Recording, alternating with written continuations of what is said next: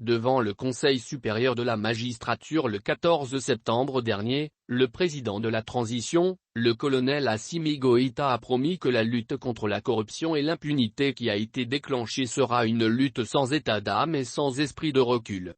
C'est dans ce sens que le gouvernement a initié 3 projets de loi pour la création d'un pôle économique et financier unique avec les compétences renforcées, qui ont été examinés et adoptés par le Conseil national de transition, CNT, par 102 voix pour, 0 contre et 1 abstention.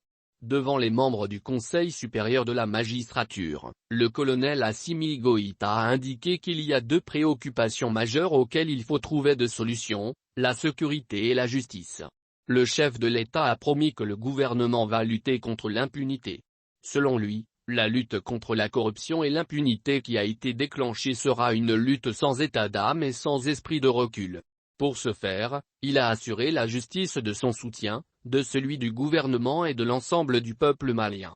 Également, lors de son adresse à la nation à l'occasion du 61e anniversaire de l'accession du Mali à l'indépendance, le chef de l'État a annoncé qu'une vaste campagne d'audit des services publics est actuellement en cours par les soins des différentes structures de contrôle et de lutte contre la corruption et la délinquance financière.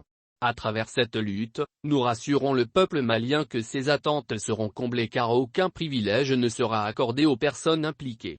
Ces mesures sont tout aussi valables pour les départements de la défense et de la sécurité dont les lois d'orientation et de programmation sont déjà en cours d'audit, a martelé le colonel Assimi Goïta. Pour réussir cette lutte, le gouvernement s'est doté d'instruments juridiques dans ce sens. En effet, 3 projets de loi ont été initiés par le gouvernement à travers le ministre de la Justice et des Droits de l'Homme, garde des Sceaux.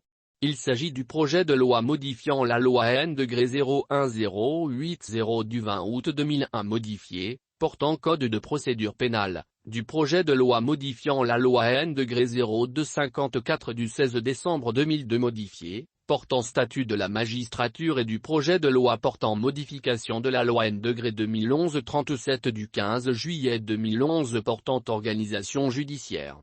Ces 3 textes étaient défendus devant le CNT le 16 septembre dernier par le ministre de la Justice et des Droits de l'Homme, garde des Sceaux Mahamadou Kassogué. Ces textes ont été initiés dans le but de faire face aux insuffisances constatées dans les missions des pôles économiques institués au siège des cours d'appel de Bamako, Kayes et Mopti. Ceux-ci n'ayant pas atteint les résultats escomptés pour diverses raisons. Il s'agit de corriger ces insuffisances à travers l'institution d'un pôle économique et financier unique dont les compétences seront élargies. L'objectif recherché est donc de remplacer les 3 pôles économiques et financiers par un pôle unique, de renforcer sa compétence et de combler le vide juridique concernant la saisie de biens. Sur le sujet, le ministre de la Justice et des Droits de l'Homme, garde des Sceaux a fait savoir qu'en 2017, une mission de son département avait parcouru tout le territoire particulièrement les régions de Kayes et de Mopti. D'après Mahamadou Kassogué, cette mission avait examiné le niveau de fonctionnalité des pôles économiques et financiers.